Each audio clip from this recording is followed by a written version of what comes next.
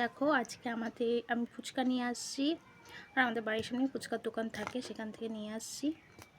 Actually বলতে গেলে যাদের বয়ফ্রেন্ড গার্লফ্রেন্ড আছে, তারা বয়ফ্রেন্ড তো গার্লফ্রেন্ডকে ফুচকা খাওয়াই বলো। আর যে খাওয়ায়নি সে মনে হয় না বয়ফ্রেন্ডের দাবি করতে পারে অ্যাকচুয়ালি। আর আমাকে কোনোদিন কেউ খাওয়ায়নি, তাহলে বলাই যায় আমার বয়ফ্রেন্ড নেই। আসলেই নেই, সত্যি। তোর নেই তো কী হয়েছে বলো, নিজে তো কিনে খেতে পারি, নিজে নিয়ে আসছি, নিজেই খাবো। বয়ফ্রেন্ডের ফুচকা সবার ভাগ্যে থাকে না, তো না থাকলেও নিজে কিনে খাওয়া যায়। ইচ্ছা তো সবারই হয় ফুচকা খাই, এমনি বললাম কথাটা, অনেকে খাওয়ায় তো সেজন্য। তো